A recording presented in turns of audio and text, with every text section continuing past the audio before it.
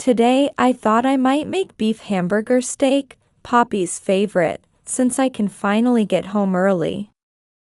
As I walked home, imagining her delighted face, I reached the front of our house.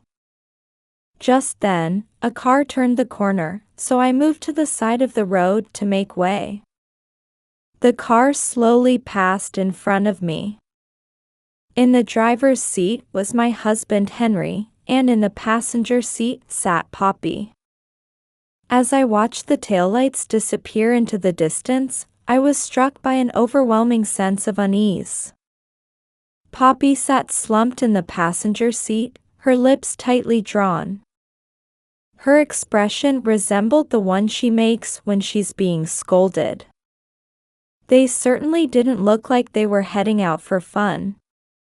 About 2 weeks later, I was at the car dealership. "We've been expecting you. The inspection is complete, but..." The mechanic rubbed his hands together nervously, seeming hesitant to continue. "Your husband has been using this car recently, right? This is difficult to discuss here. Would you mind coming with me to check something?" I followed the mechanic to where the car was parked. He opened the car and pulled out a plastic bag. "Actually, we found this on the floor during inspection." I was shocked by what I saw in the bag. It was Poppy's missing underwear. The crumpled underwear was quite dirty. So that's what was going on. "I don't want this car anymore. Please dispose of this car," I said before heading home. "My name is Anne. I sit at the dinner table with my husband Henry, my daughter Allison, and my granddaughter Poppy." 8-year-old Poppy seems to be enjoying the new school term. With her mouth full of food, she enthusiastically tells us about events at school. And then, one of my friends got scolded by the teacher. "Poppy, swallow your food before speaking." Poppy obediently listened to her mother, swallowed, and immediately started talking again. Allison smiled helplessly but listened to Poppy's stories with evident enjoyment. Poppy is truly adorable. The phrase, "innocently cheerful," must have been created just for her. And then, "Grandma, the teacher chased a rabbit and fell into a hole." My goodness, that must have been something. Was the teacher hurt? I don't think so. But their face turned bright red. Allison and I laughed heartily at Poppy's story. I'm so happy we can spend such peaceful moments together. But such moments don't last long. Suddenly, Henry's angry voice boomed across the dining table. "What the hell? Why didn't you attack there? You coward.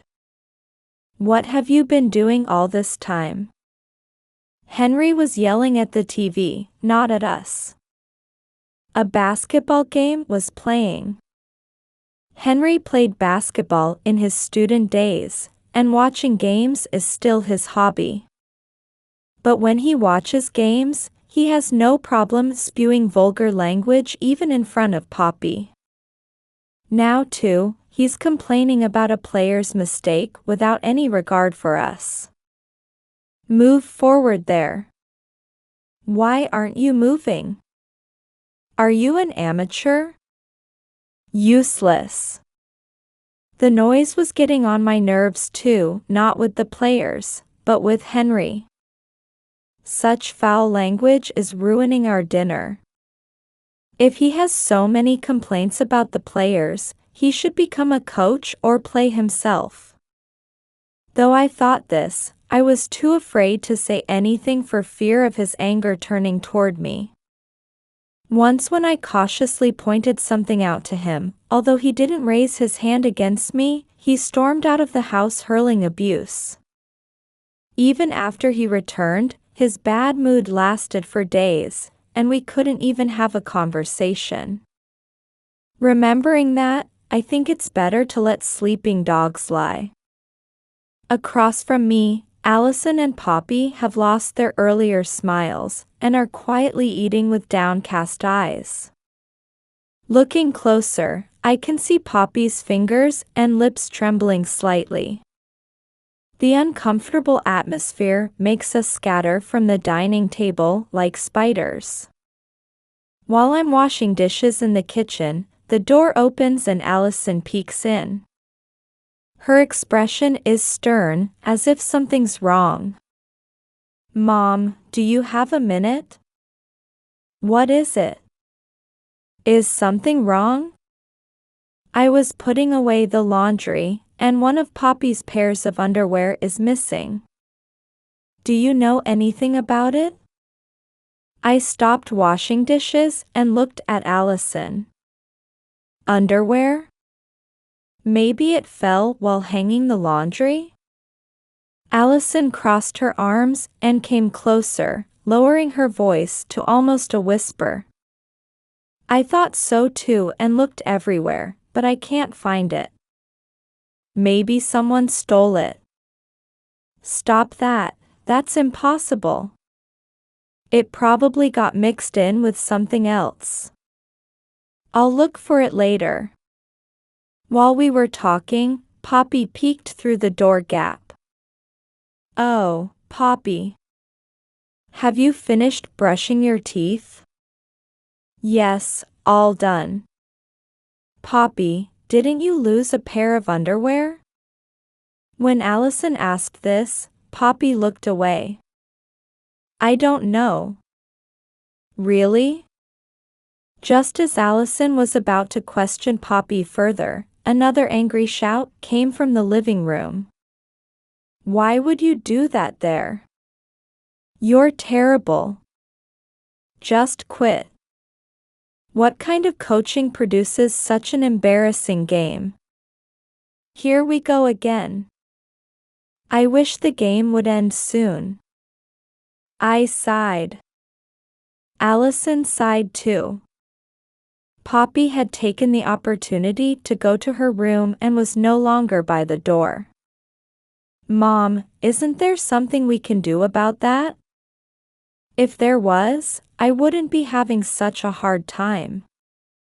"You should go to bed too." "I'll go after I finish cleaning up." "You're right." "Good night then." The next day, I was standing at the entrance seeing off Allison as she left for work. It was just past 6:30. "I'm heading out. Please take care of Poppy," Allison, dressed in her suit, said to me. She's always been conscientious and seems to feel guilty about having us look after her child. I wish she wouldn't be so formal about it. Poppy is my beloved granddaughter, after all. Don't worry. Poppy will be at school while I'm at my part-time job anyway. My work is in its busy season, so I'll be working late, but Henry will be here, so there's nothing to worry about. Thank you. Allison said this while checking her bag for anything she might have forgotten. Then Poppy came, ready for school. "Oh, Poppy. Already prepared? Good girl." Poppy smiled happily. Allison bent down to meet Poppy's eyes and said, "Be a good girl and listen to Grandma. I'm off to work now." "Okay, I understand." Allison rushed out of the house. She's really grown into a reliable adult. It's hard to believe she used to be so sickly and prone to illness. When she divorced her husband due to his infidelity and moved in here with Poppy, I was worried about how things would turn out, but she seems to have found her stability now. Later, as I was preparing for my part-time job, it was past 7 o'clock. It was time for Poppy to go to school, so I was about to see her off when I noticed something different about her. After thinking for a moment, I realized what felt off. Poppy, what happened to your hairpin? You know, the one you really liked. At my question, Poppy's eyes darted around. The teacher gets angry if we wear hairpins, so I decided not to wear it. What? Is that so? But I don't remember seeing any such notice. Just as I said this, Henry came down from the second floor. As soon as Poppy saw him, she caught her breath. Then quickly saying, "I'm going now." Bye. She rushed outside. Is Poppy hiding something from us? And she seemed scared of Henry. I thought I should talk to Henry when the time was right, for Poppy's sake. Henry was sitting on the sofa watching TV in his pajamas. Since retiring, he's been working as a contract employee, but he has more days off than before. Hey, since my work is getting busy, please look after Poppy when she gets home. I know. Don't worry about it. Also, the car inspection is coming up soon, so there will be days when we can't use the car. After telling him just that, I finished preparing for work and left the house before noon. My workplace is a restaurant not too far from home. Usually it's not too busy, but now it's peak season and quite crowded. Though I'm worried about Poppy, I switched my mindset and walked to work. As expected, the restaurant was full of reservations and extremely busy that day. Between taking orders from constantly arriving customers and handling complaints, I barely had any break time. When I left work, it was already past 9 p.m. But Allison probably hasn't returned home either. She's desperately trying to earn money for Poppy's sake. She even got permission from her company to work a part-time job after her regular hours. I just hope she doesn't overwork herself and collapse. I was thinking about these things as I walked home. When I turned the corner and saw our house, I stopped in my tracks, sensing something wrong. For some reason, no lights were on at home. And Henry's car wasn't there either. Henry must have gone somewhere with Poppy. Maybe they went to the nearby shopping mall. But is it okay to be out this late? I hope they haven't gotten into any trouble. Feeling anxious, I took dinner out of the refrigerator and heated it in the microwave. Just then, Henry and Poppy returned home. Welcome back. Where were you? But neither of them answered my question. Would you like to take a shower first? Or have dinner? When I asked this, Henry just said dinner. Poppy's face showed no smile, and she kept her head down without saying anything. Something's wrong with Poppy. Did she force herself to stay with Henry even though she's scared of him? Poppy, shall we take a shower? I deliberately avoided mentioning it and took Poppy's hand. But she shook off my hand and said, "I'm fine. I can do it myself," before quickly heading to the bathroom. Something definitely happened between her and Henry. Looking at her small retreating figure, I felt tears welling up. As Henry finished eating, Poppy came out of the bathroom, and Henry went in to take his turn. I watched Poppy as she ate her dinner. But Poppy didn't try to cheerfully tell me about her day at school as usual. She seemed terribly tired. "Poppy, where did you go with Grandpa?" When I asked this, Poppy just said it's secret and wouldn't say anything more. Then after finishing her dinner, she hurriedly went to her room. Though concerned about both of them, I finished my own meal. A few days later, my busy season at work finally ended. Since I could get home early for the first time in a while, I thought I'd make Poppy's favorite beef hamburger steak. I walked home imagining Poppy's happy face, and when I reached the front of our house, a car turned the corner, so I moved to the side of the road to make way. "Oh, Henry, where are they going?" Henry was in the driver's seat, and Poppy was in the passenger seat. They didn't seem to notice me and drove away. As I watched the taillights disappear, I was struck by an overwhelming sense of unease. Poppy sat slumped in the passenger seat, her lips tightly drawn. Her expression resembled the one she makes when she's being scolded. They certainly didn't look like they were heading out for fun. But unable to follow them, I just went home.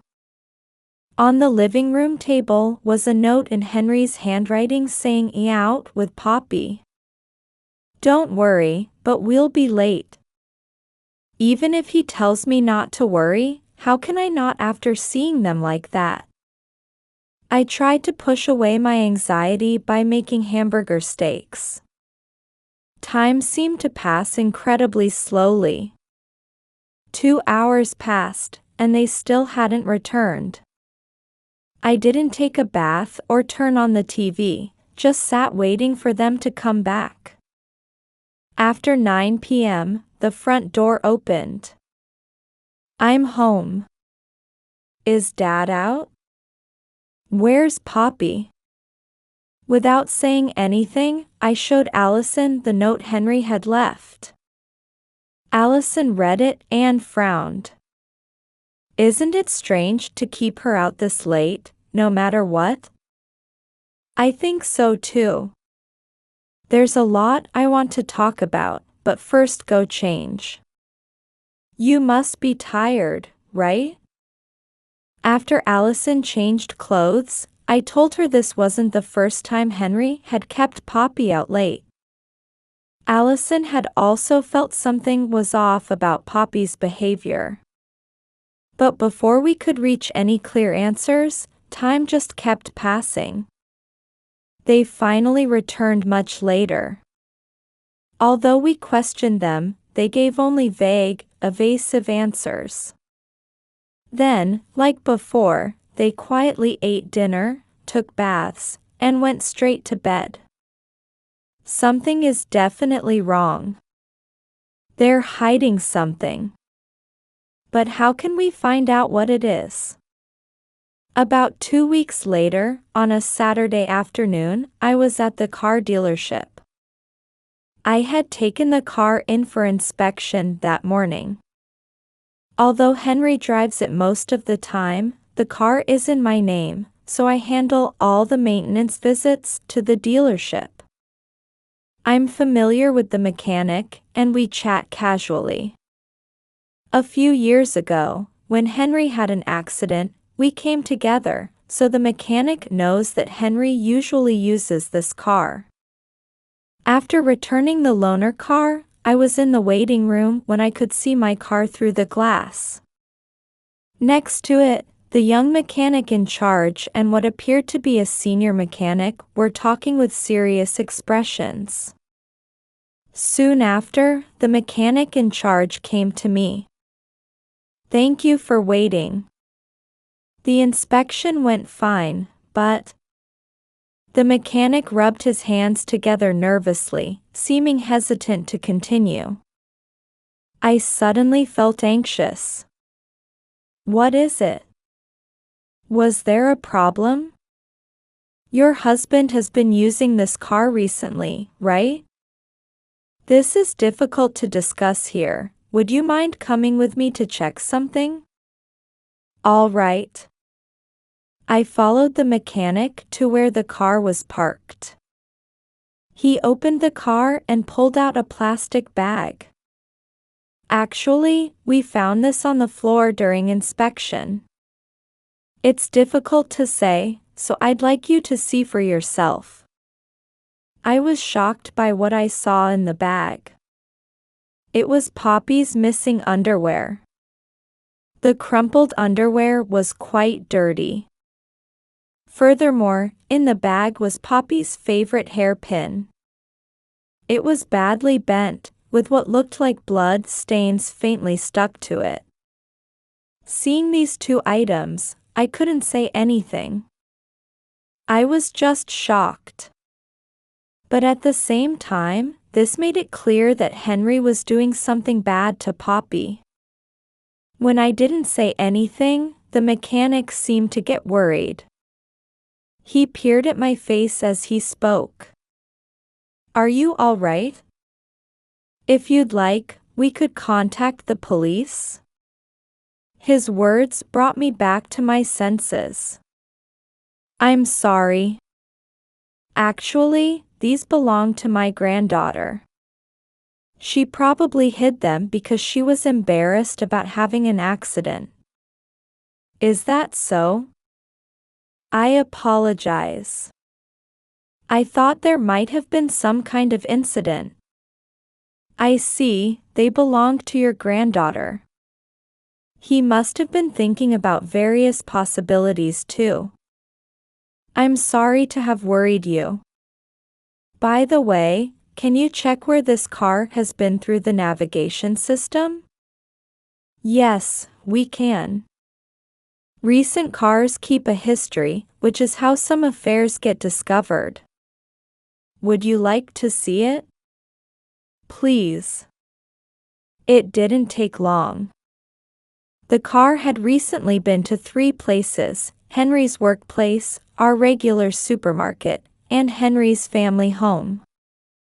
Henry's family home is now vacant and there should be no reason to go there.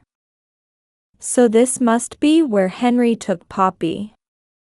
Convinced of this, I told the mechanic, please dispose of this car, paid the inspection fee, and walked home.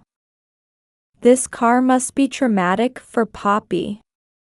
When I got home, I immediately confronted Henry about what happened at the dealership. These were found in the car. What were you doing with Poppy? Nothing special. She probably hid them because she was embarrassed about soiling her underwear. Then why did you go to your family home? It was in the car's navigation history. There's no reason to go there. There are reasons. Pulling weeds, cleaning. Poppy said she wanted to help, so I took her along. Henry lay on the sofa, answering my questions while yawning. Until that late at night? Poppy is only 8 years old. You're being annoying. Got a problem with that? Henry sat up and grabbed my collar. You told me to look after Poppy, so I did. Why am I getting blamed for it? Don't get too cocky. I was terrified. He's going to hit me. I instinctively closed my eyes. But even Henry drew the line at physical violence.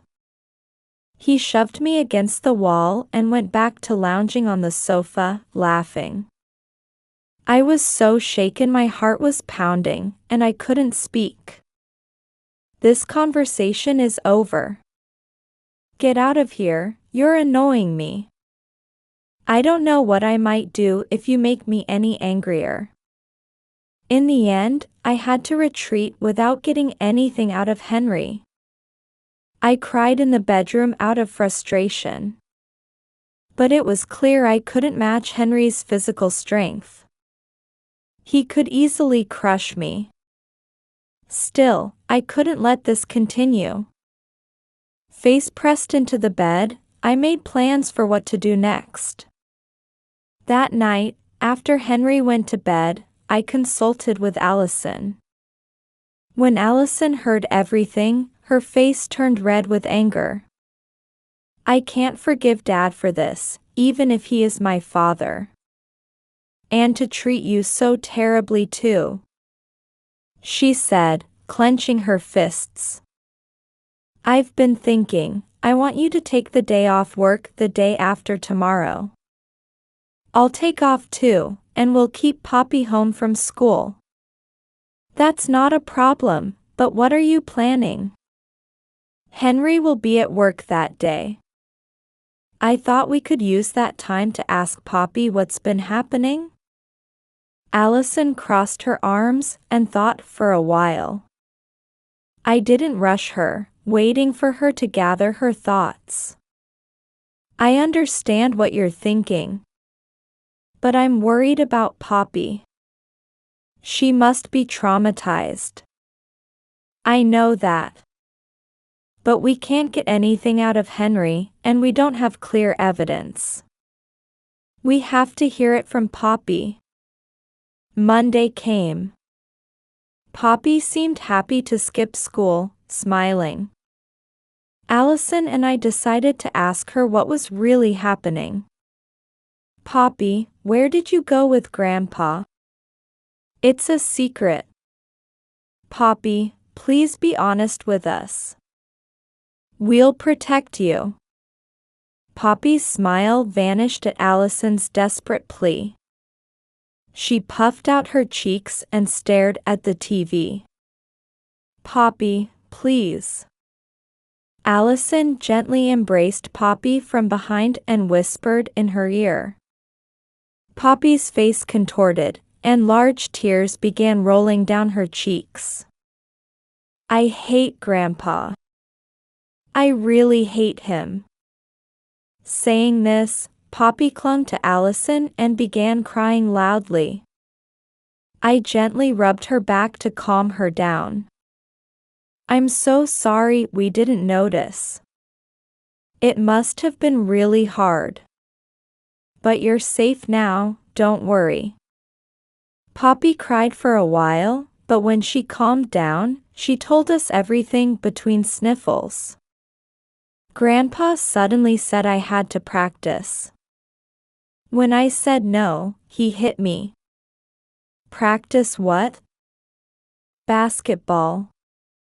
Even when I said no, he wouldn't stop, and the ball broke my hairpin. But I hid it because I was scared of making him angry. And about the underwear, I'm sorry. I had an accident. Grandpa. Poppy's body trembled just thinking about her grandfather. That's enough. How could he do such terrible things to this sweet child? I bit my lip hard in anger. Poppy, thank you for telling us. I'm so sorry you went through this. Why don't you rest in your room for a bit? Allison took Poppy to her room. Unforgivable. I made a decision to protect Poppy. When Allison returned to the living room, I told her, I'm going to call Henry. Allison must have understood what I was thinking. She nodded silently. What is it? Did something happen? My lunch break's almost over. I'm hungry, so make it quick. I put the phone on speaker. We heard everything from Poppy. You were forcing her to play basketball. That's right. I was teaching her basketball. Henry's tone suggested he thought he'd done nothing wrong. You knew she hated it, didn't you? She's covered in bruises, Allison said. Shut up. It's your fault. You were too weak, so I couldn't teach you basketball. Hearing Henry's words, I felt my body grow hot with anger. Stop doing whatever you want. Poppy's at an age where she'll do whatever adults tell her. Adults need to be more considerate. That's exactly why. You're stupid. Listen, you have to start sports early. It's almost too late at Poppy's age. So stop interfering. Why are you making her do something she hates? Nobody asked you to. As Allison and I pushed back, Henry grew increasingly irritated, his tone becoming more aggressive. I dreamed of becoming an Olympic athlete. That didn't work out, but things are different now. I can make Poppy an Olympic athlete. That's just your ego, isn't it? Don't drag Poppy into your dreams. Shut up. Wouldn't you be proud to have an Olympian in the family? You could brag to everyone you know. Plus, we could live comfortably off the money she'd earn. Doesn't sound so bad, does it? Henry seemed determined to make Poppy an Olympic basketball player. But this wasn't for Poppy's sake, it was for his own. He was taking out his frustration and bitterness over his own failed dreams on his granddaughter. What a pitiful man. My anger had turned to disgust. There's no point talking about this anymore. Henry, there's no one who can fulfill your broken dreams for you. Even if Poppy made it to the Olympics, it wouldn't make you any greater. What are you trying to say? All we can do now is watch over her growth. You must know that too. So give it up. Your dream is over. Don't mess with me. Henry's words trailed off. All we could hear was the faint sound of teeth grinding. Stop trying to teach Poppy basketball. If you love basketball so much, why don't you practice it yourself? I hung up after saying that. I had nothing more to say to Henry. Looking at Allison, I saw she was quietly crying. Allison, are you okay? Yes. I'm fine. Then Allison and I packed our belongings. We were leaving this house. Though I'd been married to my husband for many years, I couldn't forgive him for hurting Poppy.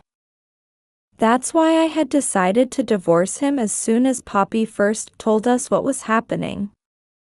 Poppy quickly understood and packed her school things.